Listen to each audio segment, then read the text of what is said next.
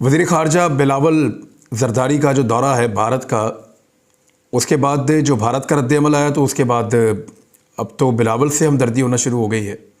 पहले गुस्सा आ रहा था कि 14 लोगों को लेकर चले गए, वो भी वहाँ सेल्फियाँ बनाते रहे सहाफ़ी, और उनमें एक भी कश्मीरी को नहीं लेकर गए। कश्मीरियों से किसी वफ़द से मुलाकात भी नहीं हो सकी और एक गैर ज़रूरी दौरा किया सिर्फ़ अपनी सीवी बड़ी करने के लिए कि मैं भारत चला गया, मैंने वहाँ का भी दौरा कर लिया। दुनिया के सारे मुल्क फिर लिए थे और इसी शौक़ में भारत भी फिर लिया, और तजर्बाकारों ने, एस्टेब्लिशमेंट ने, उन्होंने भी भेज दिया कि जाइए भारत फिर कर आइए। बाजवा डॉक्ट्राइन कितनी बुरी तरह पिटी है, ज़रा आप ये पहले ख़बर आप देख लें, उसके बाद मैं बताता हूँ। क्योंकि भारत ने तो कोई कसर छोड़ी नहीं है। इमरान खान साहब कहते थे इनकी एक आरएसएस की आइडियोलॉजी है और उसी नज़रिए के ऊपर ये चलते हैं, और जो आरएसएस आइडियोलॉजी है उसकी वजह से हम इंडिया के साथ आगे नहीं बढ़ पा रहे। और ये उन्होंने इंडियन मीडिया को भी कहा था, इमरान खान साहब ने, कि हम तो चाहते हैं ताल्लुकात बेहतर हों, लेकिन जो भारत की आरएसएस की आइडियोलॉजी है वो बीच में पता नहीं कहाँ से आ जाती है, और वो आइडियोलॉजी ख़त्म करनी पड़ेगी, फस्तायत ख़त्म करनी पड़ेगी। और ये जो एक भारत को लगता है कि वो बहुत सुपीरियर है और पाकिस्तान को दबा कर रखेगा, ये बहुत पुरानी ख्वाहिश है, इसकी वजह से भी प्रॉब्लम्स होते हैं। अब ज़रा आप ये देखिए कि भारतीय वज़ीर ख़ारजा ने क्या कहा। बिलावल भुट्टो ज़रदारी की जानिब से दहशतगर्दी को सफारती पॉइंट स्कोरिंग के लिए इस्तेमाल किए जाने की बात पर इंडियन वज़ीर ख़ारजा ने कहा कि दहशतगर्दी का शिकार होने वाले दहशतगर्दी करने वालों के साथ नहीं बैठा करते, बल्कि उनके खिलाफ आवाज़ उठाते हैं। ये भारत के वज़ीर ख़ारजा के पाकिस्तान के बारे में रिमार्क्स हैं। और पाकिस्तानी वज़ीर ख़ारजा वहाँ पर गए, पहले तो कोशिश की गई कि जयशंकर के साथ वज़ीर ख़ारजा जो हैं भारत के, उनके साथ बिलावल की कोई 1-on-1 मुलाकात हो जाए, वो नहीं हो सका। फिर बाकी सब लोगों के साथ बैठकर मुलाकात का माहौल बना, वहाँ भी कोई ऐसी बात नहीं बनी। उन्होंने बाकी लोगों को इज़्ज़त के साथ रिसीव किया, थोड़ी ज़्यादा रिस्पेक्ट दी। बिलावल के साथ बेरुखी वाला रवैया था, वो भी बर्दाश्त हो गया। लेकिन ये सारा कुछ बिलावल का एक शौक़ पूरा करने के लिए तो नहीं हो सकता। ये तो ऐसा लगता है कि किसी ने बिलावल से या तो बदला लिया है। बिलावल एक सियासी नाबालिग है, एक बच्चा है सियासी, और उसका कसूर नहीं हो सकता। कसूर तो तजर्बाकारों का है जिन्होंने बिलावल को इस आग के अंदर झोंका है और पाकिस्तान की सुबकी करवाई है। गवा में होने वाली एससीओ इजलास के बाद मीडिया के सवालों का जवाब देते हुए इंडियन वज़ीर ख़ारजा जयशंकर ने कहा कि दहशतगर्दी को फ़रोग़ देने वाले, इसका जवाज़ देने वाले और मादरत के साथ दहशतगर्दी की सनत के तर्जुमान मुल्क पाकिस्तान को उसकी पोजीशन का जवाब दिया गया है। दहशतगर्दी से मुतासिरा फ़रीक दहशतगर्दी करने वाले के साथ नहीं बैठ सकते। बिलावल भुट्टो और पाकिस्तान से मुताल्लिक जो सवाल पूछा गया, उनके जवाब में उन्होंने मज़ीद कहा कि दहशतगर्दी से मुतासिरा ख़ुद का दिफा करते हैं और दहशतगर्दी का मुकाबला करते हैं, यही हो रहा है। जयशंकर ने कहा इनका यहाँ आकर ऐसे मुनाफिकाना बयान देना कि जैसे हम एक कश्ती के सवार हैं, वो दहशतगर्दी कर रहे हैं, दहशतगर्दी के हवाले से मौक़िफ़ वाज़े रखें। जयशंकर ने कहा कि चीन पाकिस्तान की राहदारी के हवाले से एससीओ इजलास में वादे किया गया कि राब्ते तरक्की के लिए अच्छे हैं, लेकिन राब्ते इलाकाई खुद मुख्तारी और सालमियत की खिलाफ वर्जी नहीं कर सकते। अब ये वो बात कर रहे हैं जो उन्हें सी पैक के हवाले से तहफ़्फ़ुज़ात हैं कि सी पैक आगाज़ में पाकिस्तान के जिन इलाकों से गुज़रता है, गिलगित बल्तिस्तान और कश्मीर में कुछ प्रोजेक्ट्स हैं, उनको भारत पाकिस्तान का हिस्सा नहीं मानता, और इस वजह से भारत का एक एतराज़ रहता है, और उसको लेकर भारत ने ये बात की है। जयशंकर के मुताबिक सी पैक इंडिया की सालमियत और ख़ुद मुख्तारी की खिलाफ वर्जी कर रहा है। अब जयशंकर ने यह किया, क्या पाकिस्तान की एस्टेब्लिशमेंट को अंदाज़ा नहीं था कि वो ये करेंगे? क्या पाकिस्तान की फ़ॉरेन ऑफिस को बिल्कुल पता नहीं था कि ये बिलावल के साथ वहाँ ये सब कुछ हो सकता है? जब भारत ने मना ही कर दिया था कि जयशंकर की और बिलावल की कोई 1-on-1 मुलाकात नहीं होगी, तो ये दौरा करने का क्या फ़ायदा है? क्या बिलावल को सिर्फ हाज़िरी लगवानी थी, या बिलावल को सिर्फ वहाँ पे अपनी सीवी बड़ी करनी थी कि ये वाली कॉन्फ्रेंस भी बिलावल अटेंड करके आए हैं और ये कारनामा भी किया है? पाकिस्तान की एक स्टेटेड पॉलिसी थी, पाकिस्तान उससे पीछे हट गया। पाकिस्तान का एक मौक़िफ़ था और वो इमरान खान साहब ने लिया हुआ था। इसका मतलब है कि इमरान खान का जो अंदाज़ा था भारत को लेकर कि उसकी आइडियोलॉजी मुख्तलिफ है और वो पाकिस्तान को मुश्किलात में डालेगा। ख़ासतौर पे जब इंडियन क्रॉनिकल्स आ गए थे और बहुत सारी चीज़ें मज़ीद हो गई थी तो भारत का गुस्सा बढ़ रहा था। अफ़गानिस्तान में जिस तरह के हालात भारत ने उनका सामना किया, भारत का गुस्सा बढ़ रहा था। अभिनंदन जब उसका जहाज़ गिरा और दूसरा जहाज़ भी गिरा भारत का, तो उनका गुस्सा बढ़ रहा था। कुलभूषण यादव के मामले पे उनको बड़ी सुबकी हुई है। ये वो सारी चीज़ें हैं जो पाकिस्तान भारत के खिलाफ कर रहा था और इंटरनेशनल फ्रंट पे भारत को चैलेंज कर रहा था और उन्हें जवाब देने पड़ रहे थे।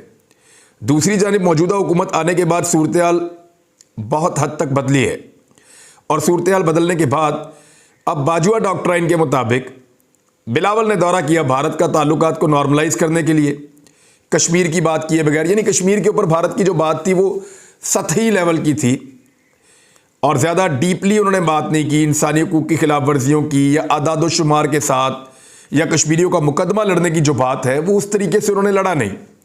उन्होंने अक़वाम मुत्तहिदा का मुकदमा लड़ा कि अक़वाम मुत्तहिदा की करारदादें ये कहती हैं।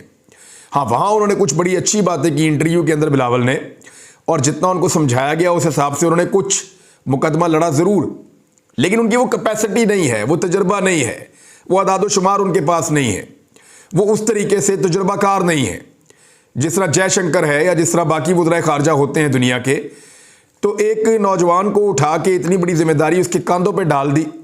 दुनिया की सैर तक तो ठीक था, लेकिन भारत जैसे मुल्क में जाकर पाकिस्तान की एक तरह से सुबकी करवाना ये बहुत नामुनासिब था। इमरान खान साहब का अंदाज़ा और रवैया भारत को लेकर दुरुस्त साबित हो रहा है।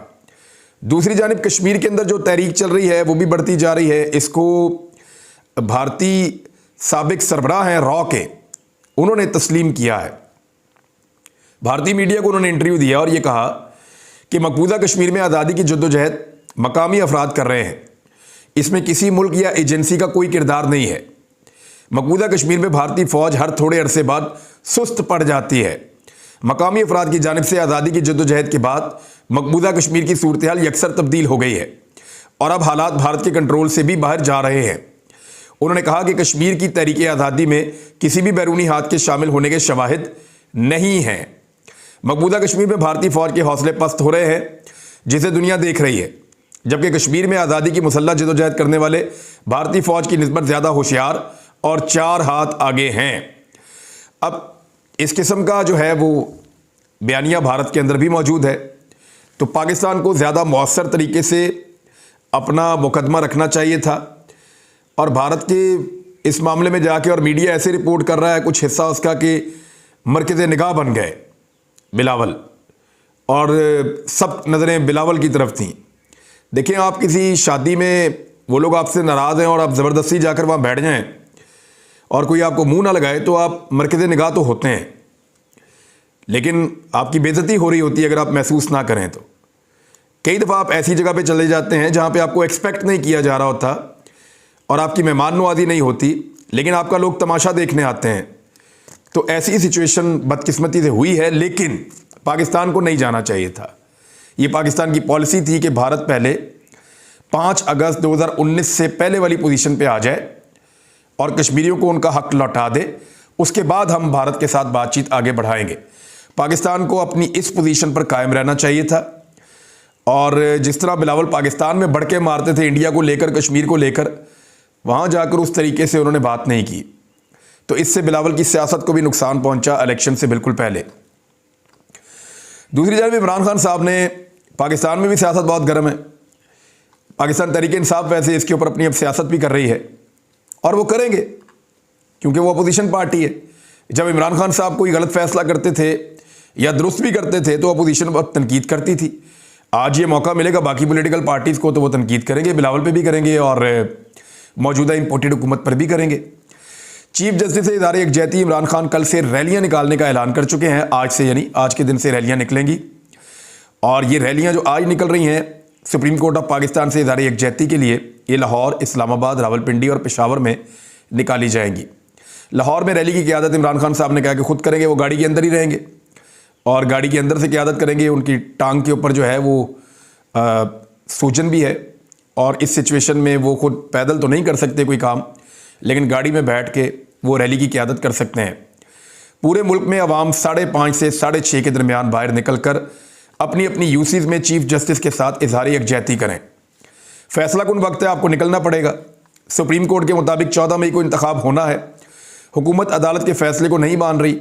इमरान खान ने वादे कर दिया है कि सुप्रीम कोर्ट का फैसला नहीं, ये लोग नहीं मान रहे। इमरान खान ने बताया कि इन्होंने वादे कर दिया कि ये नहीं मान रहे। जिस मुल्क में हुकूमत अदालत का फैसला ना माने वहाँ बुनियादी हुकूक ख़त्म हो जाते हैं। ये वक्त है सबको सुप्रीम कोर्ट के साथ खड़ा होना है, आइन को बचाना है। अवाम बाहर निकलकर पैगाम दे कि कौम चीफ जस्टिस के साथ खड़ी है। हमने उनको पैगाम देना है कि कौम किधर खड़ी है। ये मुझे बार बार तंज करते थे, अगर इलेक्शन चाहते हो तो असम्बलियाँ तहलील कर दो। अब आइन की धज्जियाँ उड़ाने की तैयारियाँ हो रही हैं। हम सिर्फ अदलिया की जानिब देख रहे हैं। हर रोज़ हमारे बुनियादी हुकूक की खिलाफ वर्जी हो रही है। हमारा जीना मरना इसी मुल्क में है। हम मुल्क छोड़कर जाने वाले लोग नहीं हैं। हमारी लड़ाई माफियाज के साथ है। आखिरी गेंद तक लड़ना है। कभी पैसों, कभी बजट, कभी IMF के बहाने लगा रहे हैं। आइन के अंदर वादे है 90 दिन के अंदर इलेक्शन होने हैं। निगरान हुकूमतों की मुद्दत ख़त्म हो चुकी है। हमारी हुकूमत में महंगाई 12.5% थी। अच्छा, ये हो रही है सालाना महंगाई की बात, और आज पाकिस्तान में महंगाई 36.5% है। क्योंकि जो हफ्ते रोज़ा महंगाई है वो तो इस वक्त होशरुबा हो चुकी है। उसने पाकिस्तान में तबाही फेर दी है। वो डाटा मैं आपको अभी बताता हूँ। वो 48.35% तक पहुँच गई है हफ्ते रोज़ा महंगाई, और ये पाकिस्तान के तमाम रिकॉर्ड टूट गए हैं। यानी ये इमरान खान साहब के दौरे हुकूमत में 12-13% थी, तो अब आप अंदाज़ा करें कि ये 48.35% पर पहुँच गई है। रिकॉर्ड लग गया है। और इस वक्त इस खित्ते का जो सबसे महंगा मुल्क है वो पाकिस्तान है। पाकिस्तान ने श्रीलंका को भी पीछे छोड़ दिया है। श्रीलंका डिफ़ॉल्ट होने के बावजूद अपनी सिचुएशन को बेहतर कर रहा है, और पाकिस्तान श्रीलंका से ज़्यादा बदतरीन सूरत हाल का शिकार है। महंगाई को लेकर, इन्फ्लेशन को लेकर पाकिस्तान बहुत बुरी सूरत हाल से दो चार है। 1 साल से कह रहे हैं IMF मुआहदा करना, IMF से मुआहदा करना है। यानी पिछली मरतबा भी जब ये इमरान खान साहब ने असम्बलियाँ डिज़ोल्व की थी तो उस वक्त भी IMF के मुआहदे का बहाना बनाया गया था। मई के अंदर भी IMF के मुआहदे का बहाना बनाया गया था। बाकायदा पाकिस्तान के इदारों ने जाकर कहा था कि IMF से मुआहदा हो जाए, फिर इलेक्शन में जाते हैं। तो ये आज भी 1 साल के बाद इनका IMF से मुआहदा नहीं हुआ। अगर आप संजीदा हैं तो 14 मई से पहले असम्बलियाँ ख़त्म करके इकट्ठे हो जाएं और इलेक्शन करवा दें। बजट के बाद भी इनका इलेक्शन करवाने का प्लान नहीं है। इमरान खान साहब ने एक बड़ी लॉजिकल बात की है, इस पर ज़रा आप गौर करें। बजट पेश करना चाहिए उनको जिनकी हुकूमत चलती रहे। जिनकी हुकूमत जा रही है कि बजट पेश करते ही उनकी हुकूमत चली जानी है, वो कैसे बजट पेश कर सकते हैं? वो बजट पेश करेंगे इस तरह का कि वो अपना इलेक्शन में फ़ायदा उठा सकें। और वो बजट कभी भी 1 साल को देखकर पेश नहीं करेंगे। वो 1 महीने को, 1.5 महीने को देखकर बजट पेश करेंगे कि फौरी तौर पे इलेक्शन आ रहा है तो हम ऐसा बजट पेश करें जिसमें पाकिस्तान की इकॉनमी बेशक ख़राब हो जाए लेकिन हमें मुनाफा मिल जाए, हमें इलेक्शन के अंदर फ़ायदा हो जाए। तहरीक-ए-इंसाफ को लाहौर में रैली की मशरूत इजाज़त मिल गई है। बाकी जगहों पर भी पाकिस्तान तहरीक-ए-इंसाफ अब रैली निकालेगी। IMF से मुआहदा क्यों नहीं हो पा रहा? 1 साल हो गया है। इसकी जो हकीकत है वो अब सामने आ गई है। ये रॉयटर्स ने खबर दी है, बैनुल अक़वामी खबर रसां इदारा है। उनके मुताबिक आलमी मालियाती फ़ंड के सरबराह का कहना है कि IMF साल 2023-24 के बजट प्लान के हवाले से पाकिस्तान के साथ बातचीत की तैयारी कर रहा है। IMF की जानिब से ये ताख़ीर का शिकार है जो फ़ंड पाकिस्तान को देना है, और वो $1.1 अरब का है। और ये पैसा पाकिस्तान को IMF नहीं दे रहा पिछले 1 साल से, जब से ये हुकूमत आई है। ये IMF को कायल ही नहीं कर पा रहे। ना मिफ्ता इस्माइल कर सके, ना इसाक डार कर सके। और IMF को कायल करने के चक्कर में पाकिस्तान की आवाम की इन्होंने तिक्का बोटी कर दी है। इतनी महंगाई कर दी है, यानी बिजली 2-3 गुना, पेट्रोल डबल से ज़्यादा, आलमी मंडी में सस्ता, पाकिस्तान में महंगा। डॉलर की कीमत इन्होंने बढ़ा दी, लगभग कोई 125 रुपये। हर चीज़ की कीमत उठा के कहाँ से कहाँ ले गए हैं, लेकिन IMF के साथ डील नहीं कर पाए और बड़े तजर्बाकार ये बने फिरते थे। रॉयटर्स की रिपोर्ट के मुताबिक 9वें जायजे के लिए एक कामयाब स्टाफ की सतह का मुआहदा नवंबर से ज़ेर इल्तवा है, और इस मुआहदे के बाद पाकिस्तान को $1.1 अरब की किस्त मिल जाएगी। दोस्त ममालिक भी उसके बाद पैसा देंगे और फिर पाकिस्तान को कुछ पैसे मिलेंगे। लिहाजा कोई ये सोच रहा है कि जो बजट दिया जाएगा वो आने वाले इंतखाबात के लिए फ़ायदेमंद होगा, तो ये किसी तौर भी ज़रूरी नहीं है और ना ऐसा हो सकता है, क्योंकि IMF बजट की हर दस्तावेज़ पर कड़ी नज़र रखे हुए है। वो आपका बजट देखेगा, जो बजट आपने पास करना है उसके मुताबिक फिर वो आपके साथ मुआहदा करेगा, वरना वो आपके साथ मुआहदा नहीं करेगा। अब सवाल ये पैदा होता है कि मौजूदा हुकूमत IMF वाला बजट पेश करना चाहती है। अगर पेश कर दिया इन्होंने और साथ में इलेक्शन आ गया तो इनका तो बेड़ा ही गर्क हो जाएगा, ये इलेक्शन कैसे लड़ेंगे। लेकिन अगर ये हुकूमत IMF वाला बजट पेश नहीं करती और कोई और बजट पेश करती है तो IMF से मुआहदा नहीं होगा, पाकिस्तान का नुकसान हो जाएगा। एस्टेब्लिशमेंट को सोचना चाहिए, तनख्वाहें देने के लिए पैसे नहीं होंगे इदारों को। और अगर ये निगरान हुकूमत आ जाती है और वो IMF के मुताबिक बजट पेश करती है फिलहाल और पाकिस्तान की इकॉनमी को स्टेबल करने की कोशिश करती है, तो फिर ये बोझ तो इन पे नहीं आएगा, लेकिन इलेक्शन तो ये फिर भी नहीं जीत रहे। बहुत बुरी तरह फंसे हैं, तीन तरफ से फंस गए हैं। बजट पेश करते हैं फिर फंसते हैं, IMF के मुताबिक करते हैं फिर फंसते हैं, IMF के मुताबिक नहीं करते फिर फंसते हैं, बजट पेश नहीं करते निगरान हुकूमत से करवाते हैं फिर फंसते हैं। इनके बचने का एक ही तरीका है कि किसी तरह से इलेक्शन अगले साल 2 साल के लिए मुलतवी हो जाए। उसके लिए ये सर तोड़ कोशिशें कर रहे हैं, लेकिन कामयाबी की यहाँ पे गारंटी कोई नहीं है। नवाज शरीफ साहब ने भी अपनी हुकूमत हटाए जाने के ऊपर 3 लोगों के ऊपर इल्ज़ाम लगा दिया है। एक साबिक चीफ जस्टिस साकिब निसार साहब पे, एक जनरल रिटायर बाजवा साहब पे और एक जनरल फैज़ हमीद साहब पे। तो बाजवा साहब बड़े खुशकिस्मत हैं। नवाज शरीफ साहब की हुकूमत गिराने का इल्ज़ाम भी उन पे, इमरान खान साहब की हुकूमत का गिराने का इल्ज़ाम भी उन पे, और इसके बावजूद वो एक और एक्सटेंशन लेने में नाकाम रहे। यानी जनरल बाजवा साहब ने जैसे 2 हुकूमतों के साथ किया वैसे ही फिर उनके साथ भी हो गया, और अब वो निशाने इबरत इसलिए बने हुए हैं कि वो खुलकर पाकिस्तान के अंदर या पाकिस्तान के बाहर लोगों में घूम फिर भी नहीं सकते। कैसी अनफॉर्चुनेट चीज़ है। एक आदमी जो 29 नवंबर से पहले स्याह सफ़ेद का मालिक था, अब पाकिस्तान में कहीं खुला फिर भी नहीं सकता। लोग आ जाएंगे, सवाल पूछेंगे। अब तक के लिए इतने, अपना ख्याल रखिएगा, अपने इस चैनल का भी। अल्लाह हाफ़िज़।